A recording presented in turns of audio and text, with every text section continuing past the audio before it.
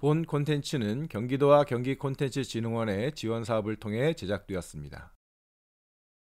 안녕하세요. 귀에 쏙쏙 수원시조례 시즌2 6번째 시간입니다.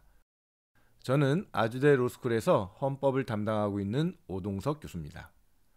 아주대학교 학생들과 함께 수원시 조례를 살펴보려고 합니다. 다만 코로나 상황을 고려해서 대면 진행이 아니라 온라인으로 스크립트를 공동으로 작성하고 각자 녹음하여 편집하는 방식으로 진행을 했습니다. 그럼 오늘 함께할 학생을 소개합니다. 본인 소개를 직접 해주시겠어요? 안녕하세요. 저는 아주대 정외과 3학년 윤주선입니다. 이번 프로그램에 참여해주셔서 고맙습니다. 오늘 살펴볼 조례는 수원시 다문화가족 지원 조례인데요. 주선 학생이 조사한 관련 기사를 정리해 주겠습니까? 네, 데일리한 2022년 7월 20일자 기사인데요. 제목은 서울시 외국인 임산부 교통비 지원 제외, 차별 논란 고조입니다. 아이를 출산한 A씨가 서울시 임산부 교통비 지원 사업에 신청했는데요. 6년간 함께 산 아내가 베트남인이라는 이유로 거부당했다는 내용입니다. A씨의 아내가 외국인으로서 한국에 주민등록이 돼 있지 않아 사업 지원 대상에서 배제되었다고 합니다. 서울시는 출산 및 양육 지원에 관한 조례 제4조 4에 따라 신청일을 기준으로 6개월 이상 서울시 관할구역 내 주민등록을 두고 있는 임산부에게 교통비 70만 원을 지원한다고 했었습니다. 결국 외국인 주민등록법상 주민등록 대상자의 예외이기 때문에 외국인 임산부는 지원 대상이 되지 못한 상황입니다. 한국인 남편과 결혼해 임신했어도 외국인 임산부라면 교통비를 받을 수 없는 것입니다. 서울시는 조례에 따라 원칙대로 지원 대상을 정한 것이라는 입장입니다. 다만 일각에서 차별 문제를 지적하고 있는 만큼 내부적으로 다문화 가정까지 포괄적으로 지원할 수 있는 방안을 검토 중인 것으로 알려졌습니다. 주선 학생은 이 기사 내용에 대해서 어떻게 생각하나요? 한국 사회는 이미 다인종, 다민족, 다문화 사회에 진입했다는 평가인데요. 너무 현실성 없는 정책이 아닌가 생각합니다. 이번 기회에 수원시의 다문화 가족과 관련된 조례를 살펴보면 좋을 것 같습니다. 그럼 수원시 다문화가족 지원 조례에 대해서 얘기를 나눠보죠. 수원시 조례는 어떤가요? 이 조례는 수원시에 거주하는 다문화 가족 구성원이 안정적인 가족 생활을 영위하고 삶의 질 향상과 우리 지역사회 일원으로서 더불어 살아갈 수 있는 여건을 조성하는 데 필요한 사항을 규정함을 목적으로 합니다. 조례에서 다문화가족은 제한외국인 처우기본법 제2조 제3호에 따른 결혼이민자와 국적법 제2조에 따라 출생 시부터 대한민국 국적을 취득한 사람으로 이루어진 가족이나 국적법 제4조에 따라 귀화 허가를 받은 사람과 같은 법 2조에 따라 출생 시부터 대한민국 국적을 취득한 사람으로 이루어진 가족을 말하는데요. 우리나라의 다문화 가족 현황은 현재 어떤가요? 2020년 다문화 인구 통계에 따르면 전체 출생아 27만 2,337명 가운데 다문화 가족의 아동은 1만 6,421명이라고 합니다. 100명 중 6명은 다문화 가족의 자녀인 셈입니다. 작지 않은 숫자이군요.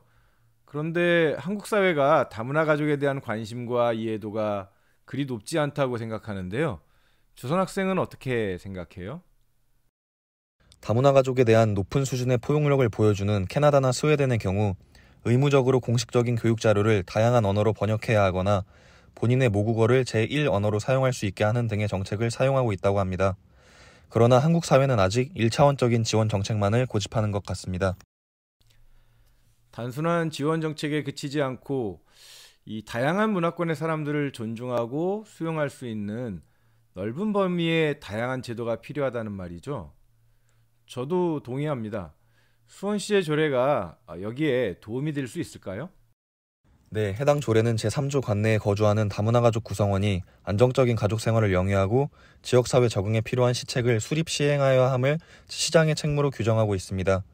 시장은 다문화 가족의 현황과 실태를 파악하고 지원을 위한 시책을 수립할 수 있습니다. 주선 학생 고마워요. 그럼 다음으로 조례 내용을 구체적으로 살펴보겠습니다. 첫째, 시장의 책무입니다. 항상 그 조례에는 이제 시장이 어떤 역할을 해야 되는지에 관한 내용을 정하도록 하고 있죠. 시장은 수원시에 거주하는 다문화 가족 구성원이 안정적인 가족 생활을 영위하고 지역사회 적응에 필요한 시책을 수립 시행해야 됩니다.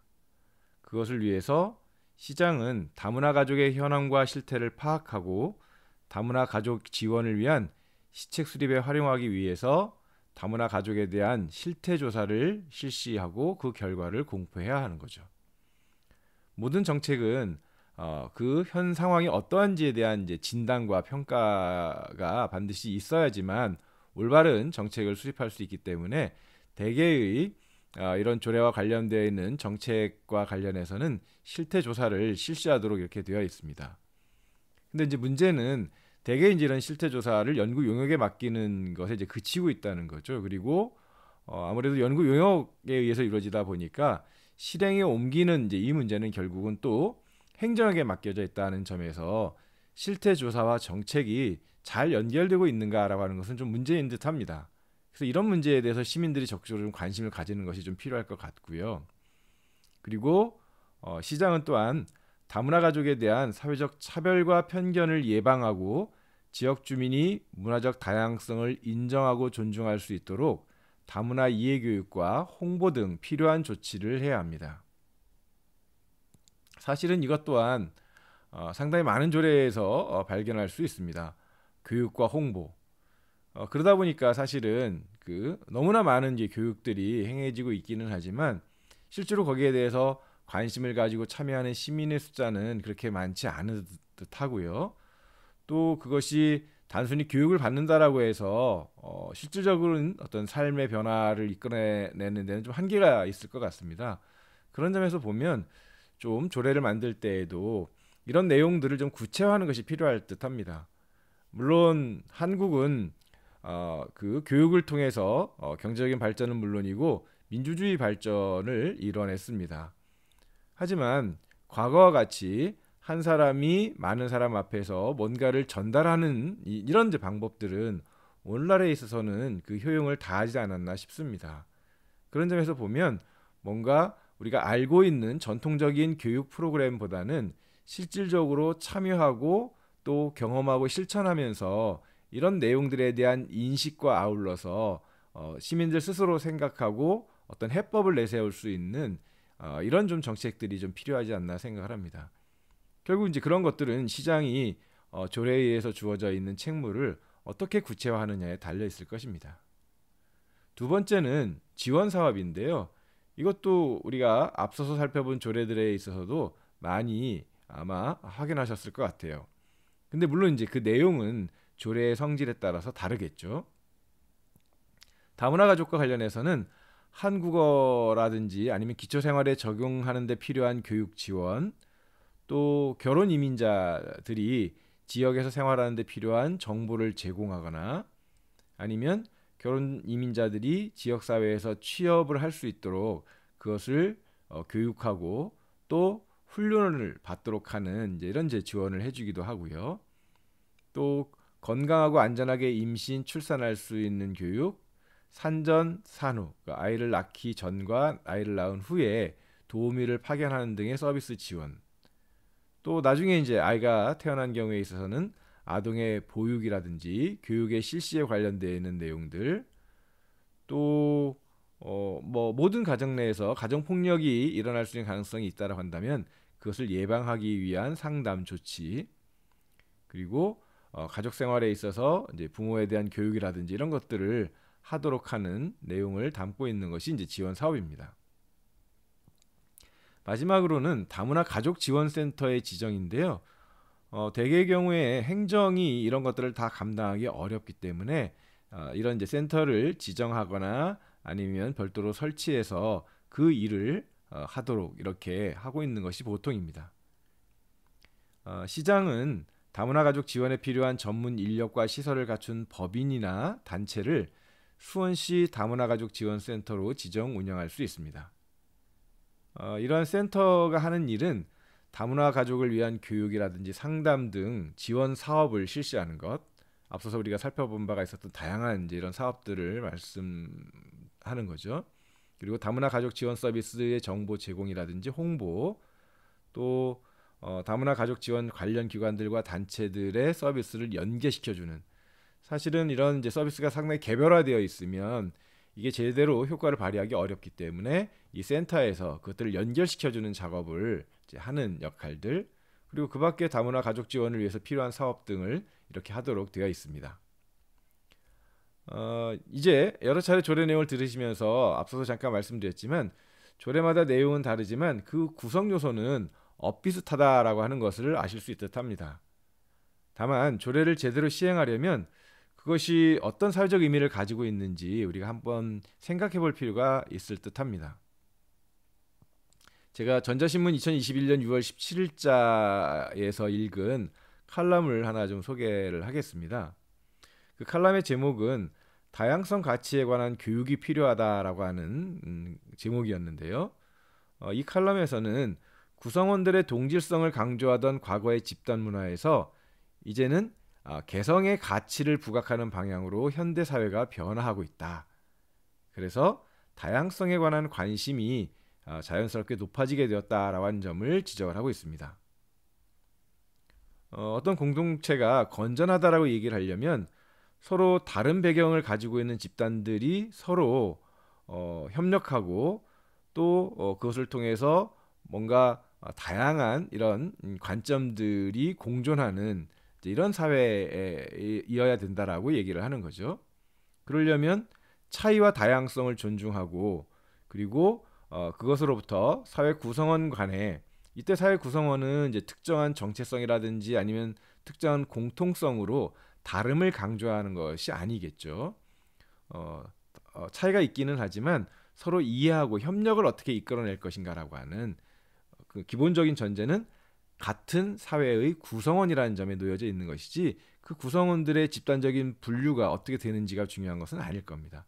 그러니까 당연히 뭐 다문화라는 말도 사실은 어떤 의미에서는 불필요한 면이 이제 있는 거죠. 꼭 다문화 가정에 있는 구성원들뿐만 아니라 어떤 사람들은 사회에 대해서 제대로 적응하지 못하는 경우가 있는 거죠. 근데 그거는 그 개인들의 잘못이라기보다는 또는 개인들의 탓이라기보다는 사회가 얼마만큼 그런 사람들을 다양하게 이렇게 수용할 수 있느냐의 문제하고도 연결되어 있는 것이겠습니다. 그렇게 되어야지만 이런 것들이 민주적인 공동체를 운영하는 데 바탕이 되는 이제 실천적 원리로 작동할 수가 있는 거죠. 사실 한국 사회는 그동안 단일 민족 국가임을 되게 강조를 했잖아요. 근데 이제는 이미 한국 사회도 다인종, 다민족, 다문화 국가인 거고 어떤 사회도 단일민족 국가라고 하는 것은 상당히 신화인 경우가 많다라고 하는 지적들이 있습니다. 그러려면 과거에 우리가 단일민족 국가성을 강조했다고 한다면 이제는 그것을 벗어버리고 다양성을 인정하고 증진하는 이런 전환들이 많이 필요한 거죠. 그 교수신문이라는 이제 언론에서는 매년 사자성어를 이렇게 내는데요. 2020년에 선정한 것은 나는 옳고 남은 그르다라고 하는 의미의 아시타비 나자에다가 오를 시자 다른 사람 타자에다가 그를 비자 이제 이걸 이제 고른 거죠. 그것은 그만큼 한국 사회가 이질적인 집단에 대해서 배척하고 자기 생각과 다른 집단에 대해서 비난하고 있는 것이 만연해 있다라고 하는 것을 보여주는 역설적으로 보여주는 이제 그런 이제 의미가 있었던 거죠. 근데 이런 것이 그냥 단순하게 이제부터 우리는 다양성을 지향하자라고 하는 것만으로 이제 이루어질 수 있는 것은 아니겠죠. 그래서 이제 그 칼럼에서는 그런 다양성 가치를 구현하기 위해서 제도적 장치를 마련하고 또 다양성 가치에 관한 교육이 시급하다라고 말을 합니다. 그랬을 때 전 교육이 중요하지만 특히 사회 진출 전에 대학에서의 다양성 교육을 이제 강조를 했습니다. 그렇지만 저는 이런 것이 우리가 평생교육이라고 하는 것을 헌법에서도 강조하고 있다라고 한다면 이제 시에서 이렇게 조례를 통해서 실질적으로 시민들이 아까도 말씀드렸듯이 단순히 교육이 아니라 그것을 체험을 통해서 이렇게 스스로 느끼고 함께 논의할 수 있는 장을 자꾸 만들어가는 것이 필요할 거라고 생각이 듭니다. 그렇다라고 한다면 연구 용역에다 실태 조사를 맡기고 센터를 지정하고 사업 중심으로 이렇게 개별화되기보다는 전체적으로 어떤 시정 전반에 걸쳐서 이런 다양성을 증진하기 위한 여러 가지 정책들을 고민하는 것이 좀 필요하지 않을까 싶습니다. 사실 그 한국 사회에서는 이미 2018년부터 합계 출산율이 0.97이어서 1.0명 이하로 떨어졌다는 건데요. 이것은 세계 최초이고 또 OECD 국가에서는 최하위의 출생률이라고 합니다. 그리고 과거의 역사를 돌이켜 보더라도 이런 1.0명이 안 되는 경우는 대규모의 기근이라든지 전염병, 전쟁의 때를 제외하고는 찾기 어려운 일이라고 합니다. 그러니까 그만큼 한국 사회는 결혼을 하고 아이를 낳아서 키우기에 쉽지 않은 사회라고 하는 것을 반증하는 것이기도 한 거죠. 근데 이 문제를 해결한다고 뭐 예를 들면 아이를 낳으면은 일정 정도 일시적인 어떤 지원금을 주거나 이렇게 한다고 해서 해결될 문제가 사실은 아닌 거죠. 왜냐하면 출생률을 단순히 높이는 것 자체가 중요한 하기보다는 왜 그런지에 대한 고민들을 통해서 어떻게 하면 한국 사회를 좀 더 많은 사람들이 살기 좋은 사회로 만들 것인가라고 하는 것들에 대한 고민들을 해야 되는 거죠. 왜냐하면 출생의 문제는 출생만으로 그치는 것이 아니라 그 이후에 성장하고 교육을 받고 또 나중에 성인이 되어서는 자기 스스로 경제적으로 생활할 수 있는 그런 일자리도 있어야 되고 또 생활 근거지로서의 주거 문제 등 다양한 인간다운 삶의 조건이 갖춰져야지만 해결될 수 있기 때문인 거죠. 그렇다고 한다면 총체적이고 장기적인 접근이 아니라고 한다면 어떤 정책도 또는 재정 지원도 결국은 밑빠진 독에 물 붓기에 불과할 것입니다. 한국 사회를 안전하고 풍요롭고 행복한 사회로 개조하지 않는 이상은 당분간은 이런 저출생 상황을 벗어나기는 어려울 것입니다.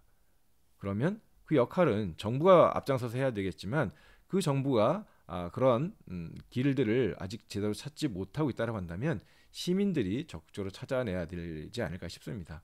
그리고 그것은 중앙정부는 물론이고 지방정부 차원에서도 그런 노력들이 이루어지도록 해야 될 것입니다. 그리고 그것은 상당히 오랫동안 노력을 해야지 서서히 효과를 발휘할 수 있을 거라고 생각합니다. 예, 이번 시간에는 다문화 가족 지원에 대한 조례를 살펴보면서 한국 사회에서의 어떤 단일민족 국가를 강조하는 측면들 그리고 그것을 통해서 뭔가 다름에 대한 그런 관용, 포용에 대한 어떤 부족에 대한 그런 얘기까지도 한번 얘기를 나눠봤습니다. 이런 부분들에 대해서 모든 것이 그렇지만 시민들의 적극적인 관심이 필요하지 않을까 싶습니다. 예, 오늘 방송 들으시고 궁금한 점이 있으시면 이메일을 주시기 바랍니다. 예, 우리 함께 해준 주선 학생도 청취자 여러분께 인사 부탁합니다. 라디오 방송을 통해 청취자 여러분들을 만나서 반가웠습니다. 저는 아주대 학생 윤주선이었습니다. 고맙습니다. 저도 인사드리겠습니다. 청취자 여러분 건강하게 잘 지내시고 다음 회차에 만나겠습니다. 고맙습니다.